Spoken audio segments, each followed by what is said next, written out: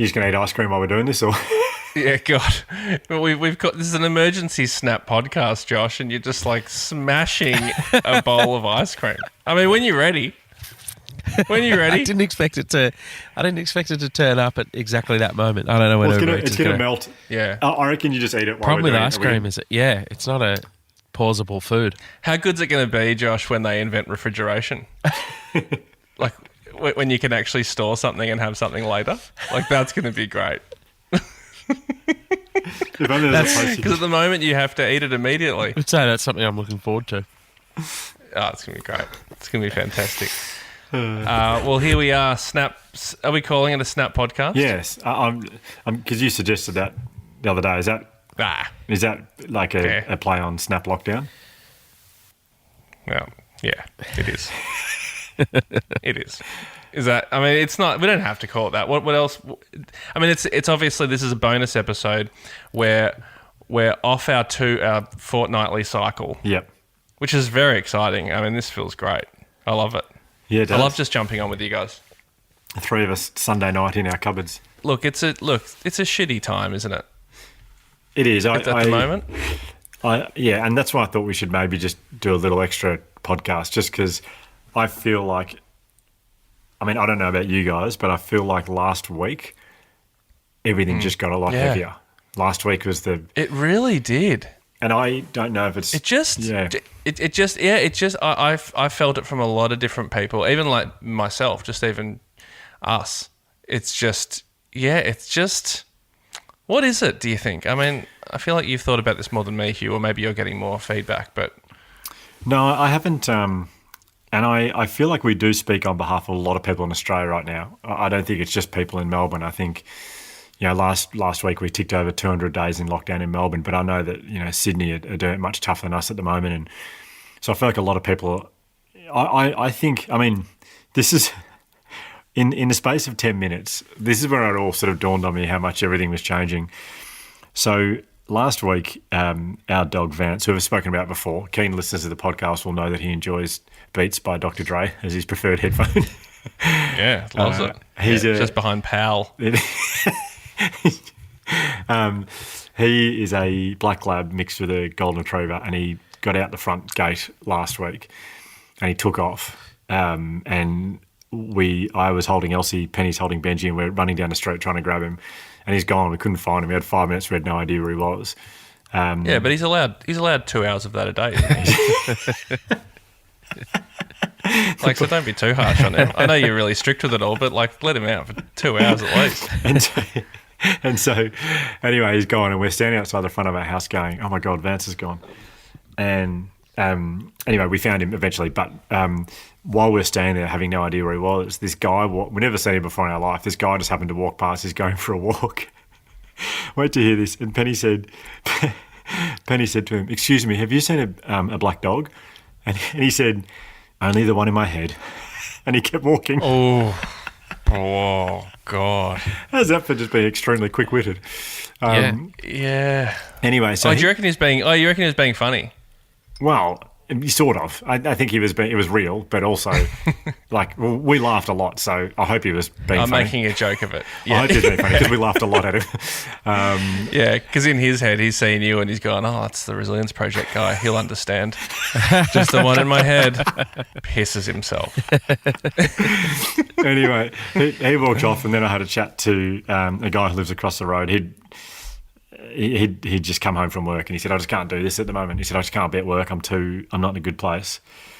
So then that happens. And then another neighbour we spoke to who just, about 5 minutes after that, Vance had turned up and she walked past and she said, I'm in such a bad place right now. We said 3 people in the space of 10 minutes just say, and I've got that feel from, in fact, that very same day, because I've got a permit to go into the studio to do work, and I got a coffee from the place where I usually get coffee, and we'd had 56 cases that day.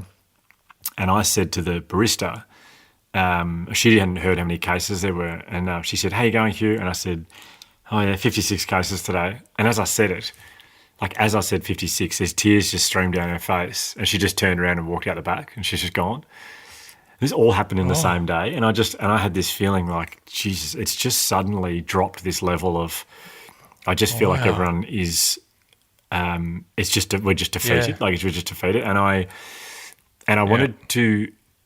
I've had the most requests I've ever had, I reckon, last week to go on and do interviews and to do what are your top 5 tips, like what are your newspaper or radio or whatever, and I was feeling very uncomfortable doing them because I'm seeing a lot of stuff on social media and the media of experts saying this is what you do to cope during a pandemic. And I've just become really uncomfortable with it because there's no such thing as an expert at the moment. Like no one is an expert. Mm-hmm. No one's been through this before. No one's done this. We are in such uncharted territory. I heard someone say the other day that a news report saying this is the toughest thing Australia's been through now ever. We are all affected by this, every single person, and we don't know when we're going to get out of this and all that kind of stuff. And I was thinking, I'm not. I mean, look, I've done lots of interviews saying this is the things you can do to help, but it just makes me feel it doesn't feel right, people saying this is what you should be doing to get through it, because we don't. I listened to an interview I did a year ago on this, and I sound like a goose because I was saying, well, do you know what? We're going to, this is what you do this, and you do this, and you do that, and then this time next year we're going to be stronger because of it. We're going to get through this together, and we're going to be stronger. Well, we're not stronger right now. We're as broken as we've been in a long time. That's the feeling I get. So my thing at the moment is just I'm a bit reluctant to, because I just hear so many wellbeing experts saying, and I think it's great people trying to offer solutions, but I think it's important to remember that there are no experts because we've never been through this before.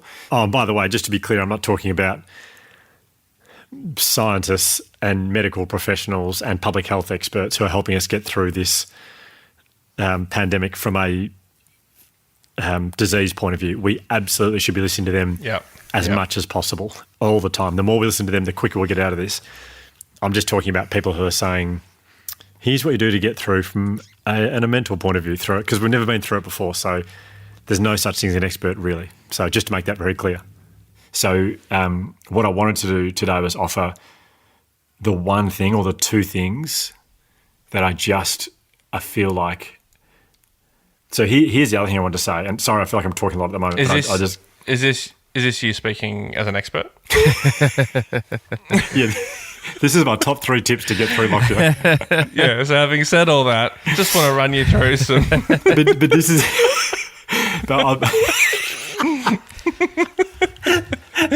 I've been speaking to Josh. I've been speaking to Josh a lot in the last week, and he'll attest to this. Amazingly, I am, and I've spoken very honestly on this podcast about how I haven't been okay for a lot of this year. Amazingly, I am quite comfortably the best I have been this week and last week. I'd say nearly in a year. I've just been in the best headspace, and there's a reason for that. And what I wanted to do today was talk about what I've done that's helped me, but I'm not necessarily saying that's going to help you. All we can do is just talk about the stuff that helps us, and people can take it or leave it. Because I feel like we're getting these prescribed, do this and do this and do this and you'll be fine. It's just you do what works for you. Yeah. But what I wanted to do today was just talk about what I've done that has helped put me in the best headspace I've been by far, and then sort of chat to you guys about things that are helping you. If there's anything you want to sort of add to it or not, I don't know. But that's kind of what I wanted to do today, or tonight. Great. Mm-hmm. Awesome. Mm-hmm. I feel like I've already spoken way too much, but I'm. No. It kind of, it's almost like, I guess you're saying rather than taking this as advice, to take it as just like sharing. Yeah, I'm just sharing something that has not only helped me, but it's got me from being in a pretty dark place. So when was it? It was 2 weeks ago. I had my worst day of COVID. Like those, everyone will know this. Everyone listening will know this. You'll think about those days where you wake up and the second you think about the world we're living in, it hits you so hard that you feel teary, you have no energy, everything seems like the smallest things will pop up in your day and you just can't cope with them. And you'd constantly have this feeling of dread. And I had my worst one of those probably about 2 weeks ago. And that was before it really, really ramped up in Melbourne, I think. Were you going to say something then, Josh? You look like you're about to... No, go for it. Okay. Sorry. No, I'm just... Sorry, this is not I'm just struggling a bit. Oh, because you're sick. Yeah, Yeah. Oh, okay. Not Josh has got emotionally. COVID, by the way. Yeah. Yeah. yeah. No, so Josh, you don't. You don't. I mean, you don't have COVID. You don't know yet, but you're still. I'll find out within about 8 hours, hopefully. But no, I'm pretty sure. I don't know if this is of any interest to anyone, but the childcare centre that my son goes to has just turned up as a tier 2 site, and we're all sniffly and sick in our family. So we're waiting on results within about, hopefully, 10 hours to see what we've got. So sorry, I was making some strange facial expressions because I'm feeling pretty shit at the moment. Well, it's actually good timing. Hugh's about to tell us what he's done that's helped him, so maybe that'll help if you listen have to COVID. what he says. And then, no. Well, get well soon, Josh. Yeah, thanks. Sorry. And sorry, I haven't said anything, and that's the first thing I've said this podcast. Me whinging about my nose. All right, go on. Oh, So here is something that. So yeah, 2.5 weeks ago, I had my heaviest day yet. Everything just felt like it was too hard.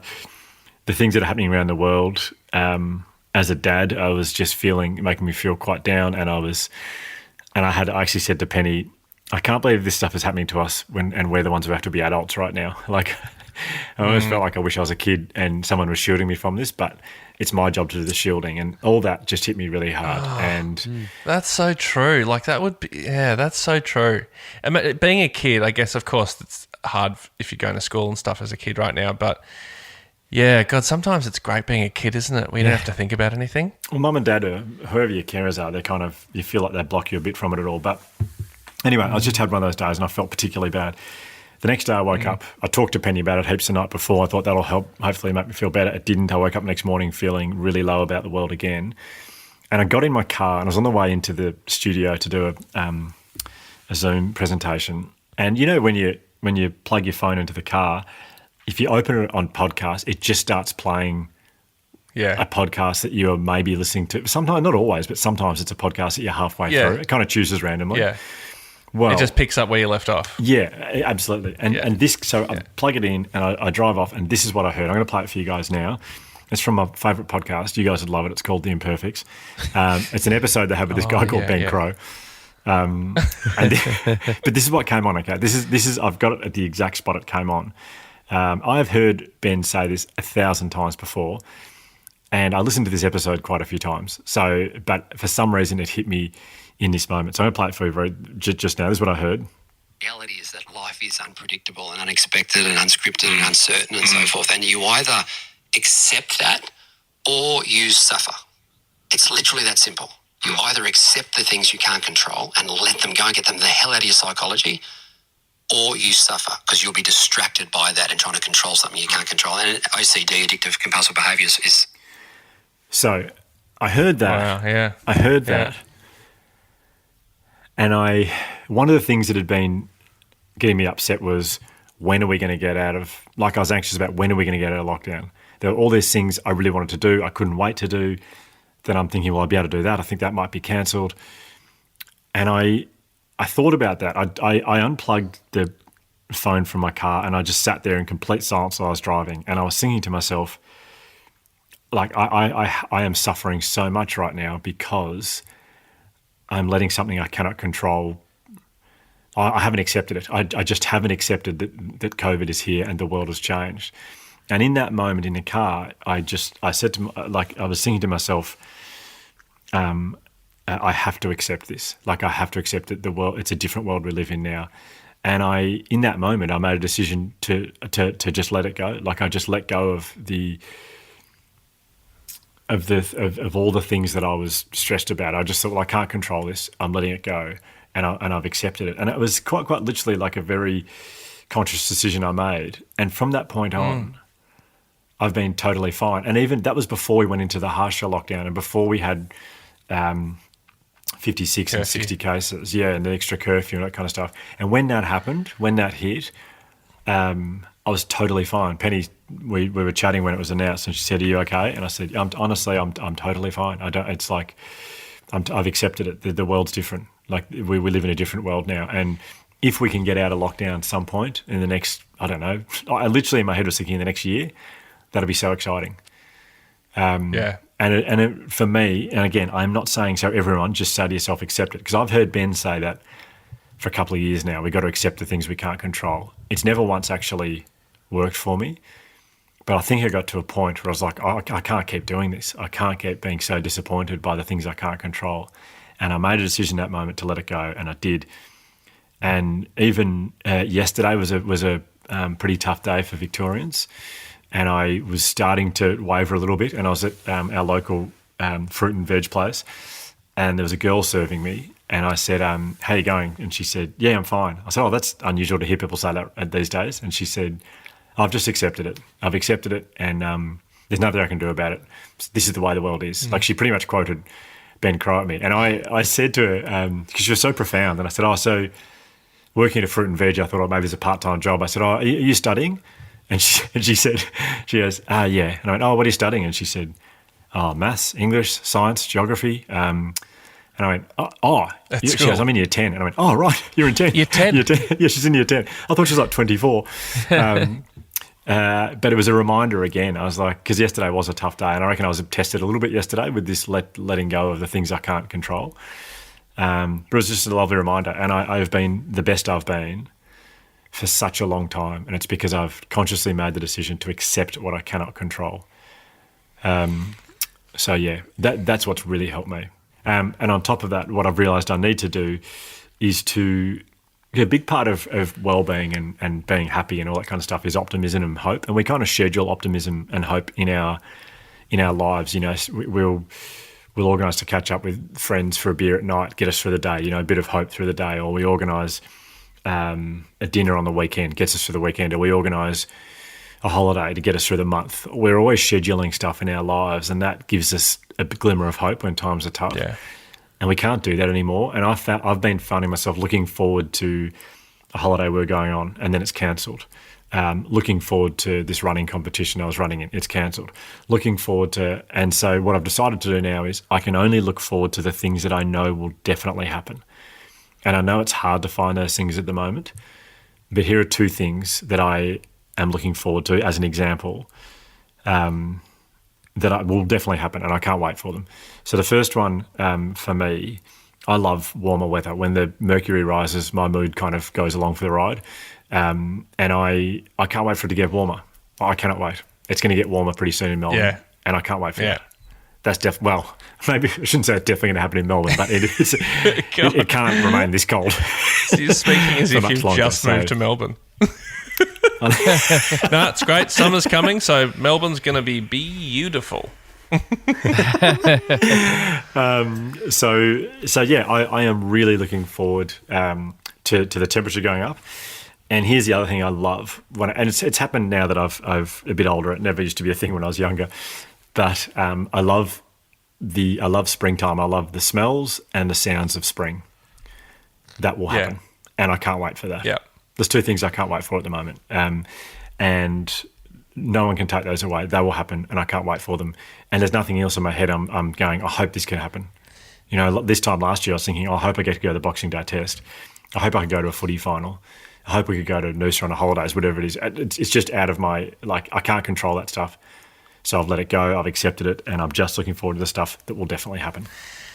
Yeah, is it kind of like expectations? Like it's really just an exercise in managing expectations, isn't it? And we've always been able to just set an expectation, and like if you can get time off from work and can afford a certain holiday, you can book it, and then we've just spent our whole lives going, oh, I can't wait for that. That's going to be great.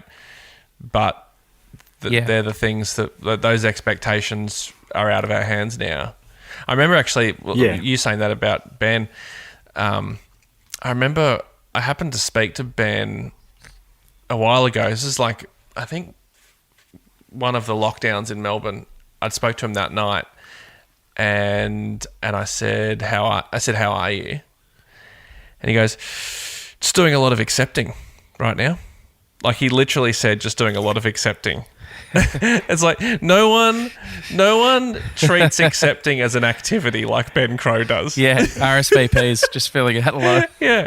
Oh no, I'm pretty flat out on the weekend. I'll be accepting things all day Saturday, and then Sunday morning I'm accepting all morning as well. So yeah, I'm just doing a lot of accepting at the moment. So can't catch up, unfortunately.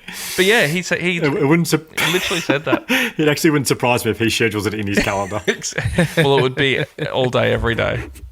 Be a lot of blocks. Yeah, so I don't know if that's going to help anyone. I really don't. Yeah. But I'm someone who, my entire life, I've just been a very excitable, positive person who sees the great stuff in most things, I reckon. And in the last sort of 6 months, that's sort of slowly been eroded. And I have kind of, I feel like I've wrestled. Control's not the right word at a time like this, but I've certainly got that back on my terms as far as I'm feeling really good again. That's great. Because I've accepted it. I think, I feel like the idea of accepting, I love the concept of it in theory and in practice.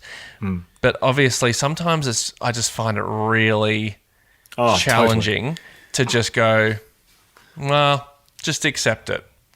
But then there's that voice inside me going like, yeah, but I don't want to. I don't want to accept it. Yeah. I want to be annoyed. Yeah. I want to be annoyed because it's been taken away from me, and I really wanted to do that thing, and now I can't, and this is bullshit, and when's it going to stop, and when can we go back to normal? We all have those sorts of those moments like you're talking about. Yeah. And look, I've read my fair share of Eckhart Tolle, and like Ben Crow, he's doing a lot of accepting. Loves the present moment. Absolutely. He's an absolute bandit for the present moment. Loves it. He's a huge fan. Oh, big time fan of the present moment. Hates the past. Future, no time for it. But the present, loves the shit. And I like it as well. And I think it would, and I try and Quite like the present. I love the present. It's great. And try and wherever I can, I try and remind myself that, to accept the present moment, just, accept what is, all those things. But it is really, there are times, and a lot at the moment, where it's just like, I actively go, I know accepting is the right thing to do now. And I know if I can do that, I'll feel better. But I don't want to. Do you know what I mean? Yeah. Oh, totally. And on top of that, Yeah. I think there's the other thing to say is that, again, this is what worked for me. I haven't lost my job because of this. I haven't lost a loved one. I don't know anyone who's become really sick with this. Josh, I'm not sure. You'll find out soon tomorrow if you've got this or not. I'm vaccinated, so that I should be fine. Yeah, okay. Yeah. So I am also in a position where, I'm still comfortable despite what's happened. So I think it is a lot easier for me to be able to say that than someone who perhaps has lost their job or is trying to work out, where the next paycheck comes from at a time like this, and they've got kids running around and, not much place for them in lockdown. So I am very wary of that as well. Yeah. Have you spent any of your time, Hugh, buying runners? Or you are surrounded by running shoes? You've got about 100 running shoes sitting behind you. Those three are the exact same pair, just in this fear that Nike are going to cut off that type of shoe, and I'm so scared they're going to. It's my favourite shoe of all time, so I bought 3 pairs. Wow. I thought you were one of those people who had like a different shoe for every day, like literally in your life. You have a different pair of shoes. Wear them once, chuck them out. I'm in the running shoes. This is where I kept my running shoes. That's my favourite. Were you about to say the running shoes room? Do you have a room for running shoes? God. Yeah, so Yeah, no. it's been a tough lockdown in your running shoe. Just doing a lot of accepting in my running shoes room.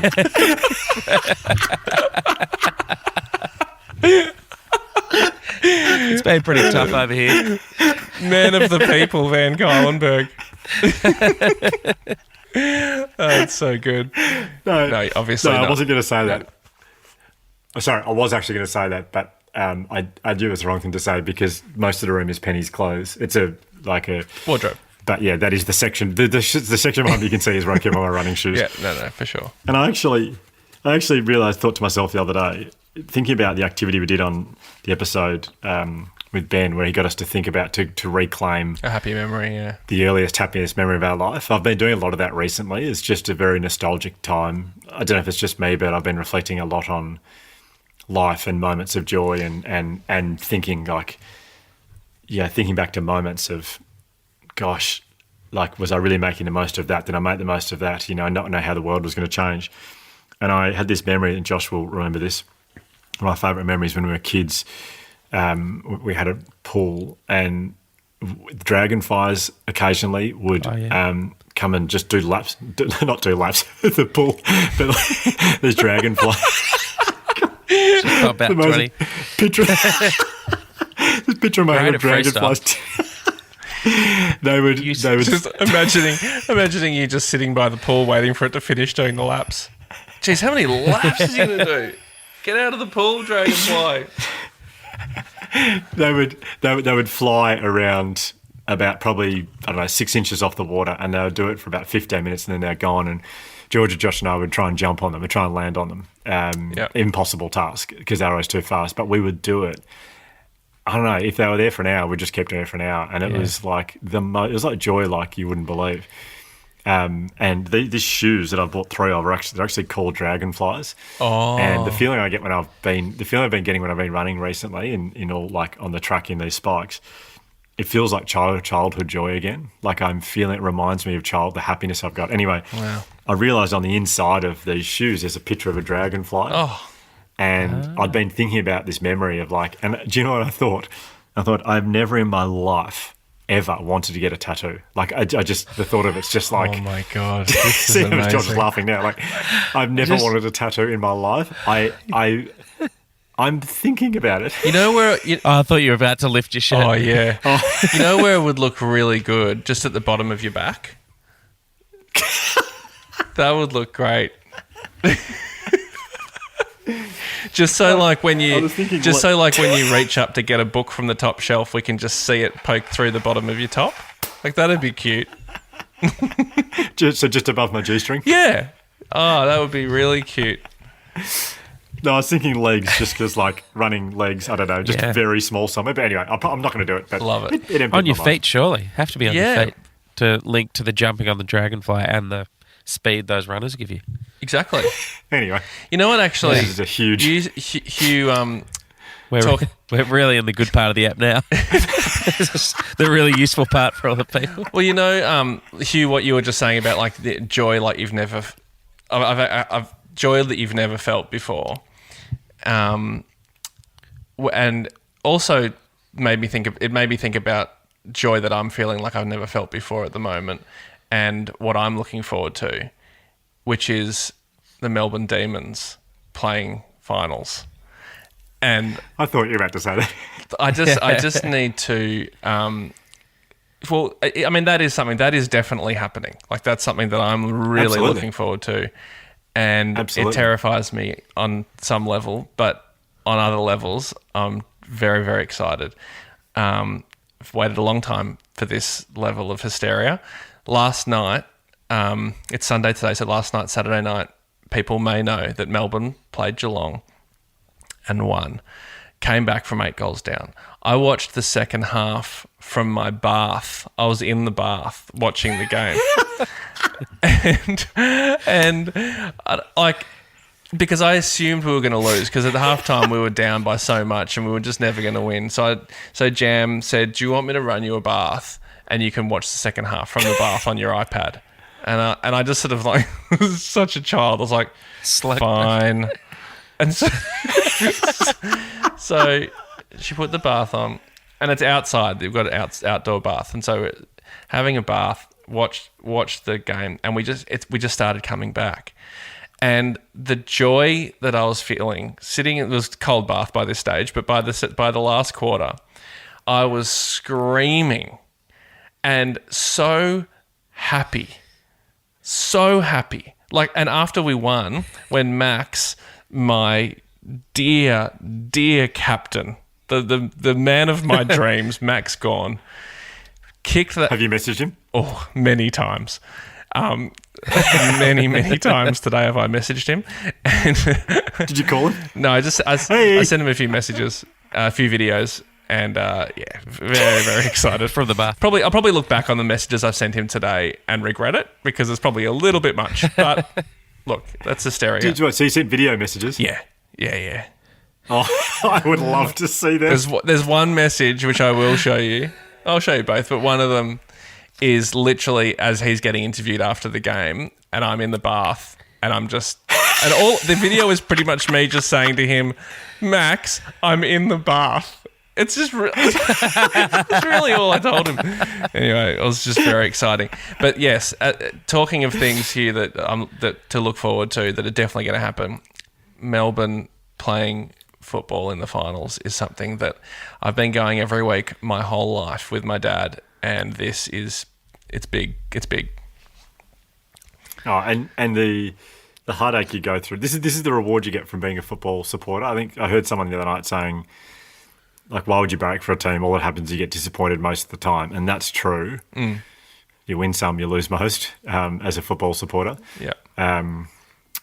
But what you're this is what you deserve, this excitement. Like, this is I think it was just like you say, at a time like this where you so often just sort of you fall into that grim feeling, and it just gets dark, and you can't help but think about all the things you can't do.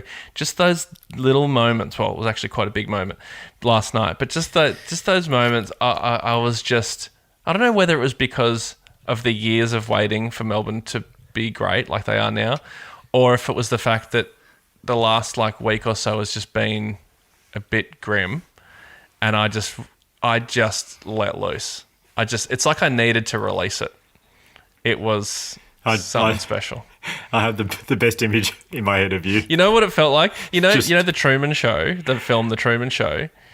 You know how they keep cutting to all the fans of the show, and there's the guy in the bath. That was me. Yeah. That was me. I was bath guy. Yeah. Oh dear.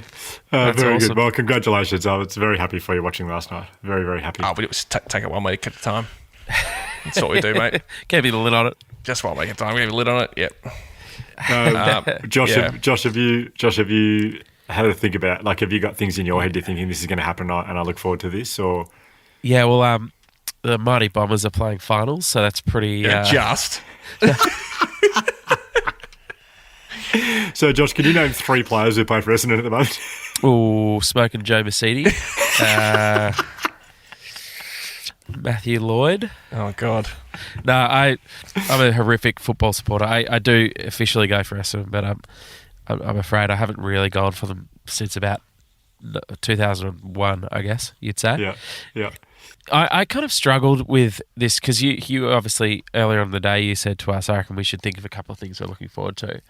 And I think maybe I'm at a different stage to you guys because I sort of struggled to think of anything, not because I'm feeling depressed or down. I'm actually, as you said before, Hugh, I find that I'm kind of shocked with the layers of awful things going on in the world right now. I'm kind of shocked at how numb I feel to it all. It goes to something you were saying before with Eckhart Tolle, I guess, Ryan.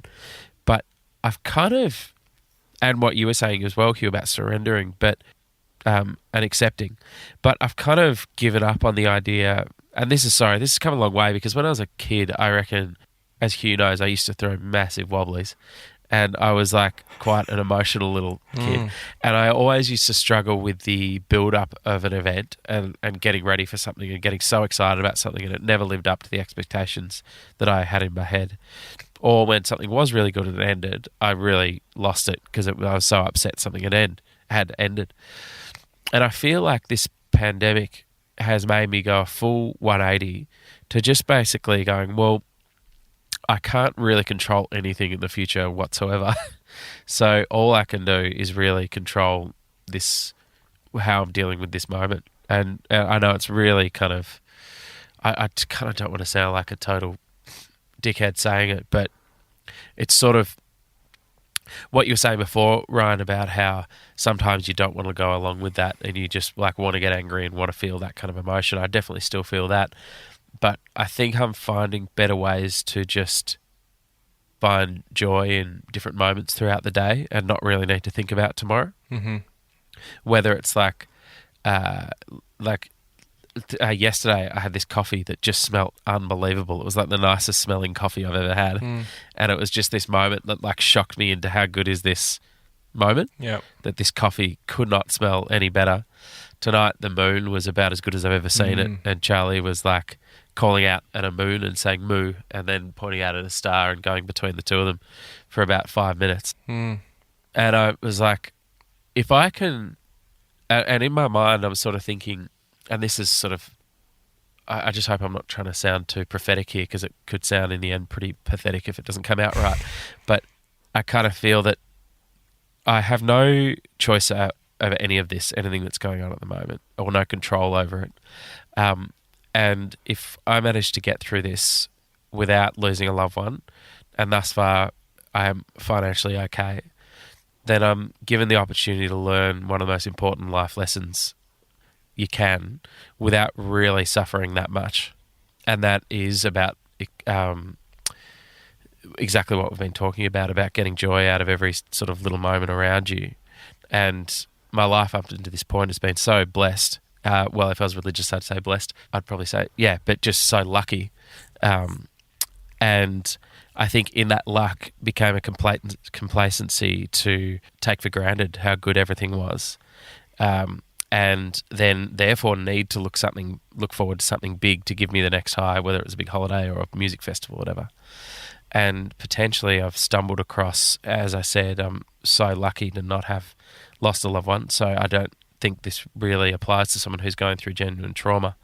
But for a lot of people who aren't and are locked down, it just feels like a once-in-a-lifetime opportunity to have a real mind shift that could end up landing me enjoying the rest of my life a lot more than I ever would have. So... Wow. Wow.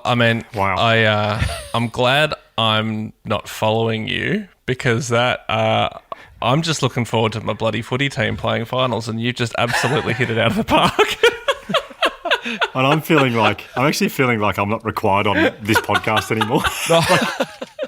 So first of all, Josh starts asking much better questions than me, and now he's saying stuff like this, which is my job to say stuff like that. So if I could just turn up and watch you talk, that'd be nice. I don't know. I don't know. I was worried it might all come out wrong and I'd sound like a real, No. Real into themselves wanker. But I just think... No, I love it. I really think we've got an opportunity here for most people, a real opportunity that we shouldn't squander. It's good. And it could really change us for the better. It's forever. So true. It's just so good to remember that, because because it has like this light. It definitely has. It's interesting you guys feel it as well, because I've definitely felt that this last week has gone... It's gone up a level or awful. Down a level in grimness, however that works. But it's gotten heavier. I think, like you said, Hugh, it's just gotten heavier. But it's that you're so right, Josh. It's just like, because these are the things that we were all saying at the start of the pandemic. Like that's what we were all thinking. Not all, but like that was what people were saying. It was like, this is a good opportunity to remember what's important and to slow down and all those things. And that's all true. And I loved that. It felt great. And it was this sort of novel pandemic. We were going through this interesting, different experience, albeit a stressful one at times, but it was, we were knitting sweaters, we were making vases or whatever, board games, whatever we were doing, it seemed kind of like a fun little experiment. That's way behind us. Like, it's not fun anymore. There's nothing fun about it. But the thing that we did learn at the start that we need to remind ourselves of is exactly what you just said. And that was just so well said, Josh. It's so true. Yeah, it was. And I took, just on that, Josh, I couldn't agree more. I took Elsie on a drive just around the local suburb, or suburbs, just before dinner, because she was out of control and she loves going in the car at the moment, and had the windows down and I was noticing all the flowers coming through. Like I was noticing the colours in the people's front gardens, and I think it was 20 degrees today in Melbourne, and I was just kind of enjoying the breeze and the view of the garden, and I don't know, like I was doing the exact same. I was really scanning the world for the good stuff genuinely. And like I've been running around Australia for the last 10 years going, this and practice gratitude, and like, but I was doing it to like as a genuine weirdly means to weirdly not a very good Hugh Van Cuylenberg impression. That wasn't. One of the worst I've heard.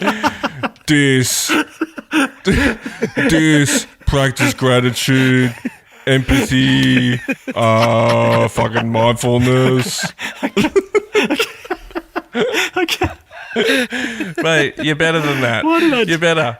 Why did I deliberately not try and sound like I myself? don't know. You're trying to undermine yourself, but yeah. Anyway, if anyone can do a good Hugh Van Cuylenberg, it's you. It should be. It's man. you. It should be. But anyway, I certainly have noticed on top of that stuff, like when I'm getting my coffee in the morning or I'm stopping up to buy stuff, I am chatting with the person who serves me and I'm engaging with them. I'm not like half checking an email going, hey, going, yeah, good, thanks. Like I want to savor that conversation for the day because I may not have too many, and I make the most of those conversations, and I totally agree, Josh. There's probably no point to try and say it any better, like, as well as you did, but I agree. I totally agree, and I think that's probably something from the takeaways from tonight. I think from this chat for me are that we've never been through this before, so I'm sure your house is a mess. Everyone's house is a mess. Everyone's kids are out of control. Everyone's life is just completely upside down. We need to accept. If you're able to, if you haven't been dealt too rough a hand, if you can accept what's going on, you'll experience less anxiety because of this. Scan the world for the good stuff because it's still there. It is still there. We're still surrounded by it. Keep looking out for it and paying attention to it and really soaking it in. Watch the footy in the bath. Yeah, it's another one. Definitely, that is the good stuff. That is. Yeah, mate, you're living and breathing. That sounds amazing. It really was. It really was. If he had have missed it, then it wouldn't have been amazing. It would have ruined the night. So thanks, Max. I guess. I mean, the point of tonight wasn't to. I mean, I was just keen to sort of chat to you guys, and I feel like, I'm turning to my favourite podcast, wanting more at the moment. So I guess we're kind of hoping if people do enjoy our podcast, it's another half an hour they can sort of fill their day with, and now they know that I have lots of running shoes. That's good, you know. But Hugh, I'm totally up to talking to you outside of the podcast. We don't have to do an episode if you want to just chat. I mean, I'm really busy, but I can definitely find a little window. I thought this is like our friendship is strictly podcast chats only. No, I can probably stretch it a little bit, special occasions. That's so exciting for me. Yeah, well, pleasure. Welcome. I should have made that clear. I'm excited for you guys too. Yeah, it'd be great. Josh, we will still... we're strictly podcast. Still this, yeah. But no, we'll build up to it. Yeah, I'm getting the feeling I'm about to be outed from the podcast anyway, so I'm going to need those chats outside of the podcast. No. We need those great Hugh Van Cuylenberg impressions on the show. Impressions. Oh God. Love it. Well, guys, great to chat. Josh, hope you're feeling a little bit better. Or a lot better. You. Cheers. I'll be right. Just hope it's not COVID, really. That's the... Yeah, I think it's an incredibly low chance. Yeah. Just childcare sicknesses. Okay. Good luck out there, guys. Cool. Chat soon.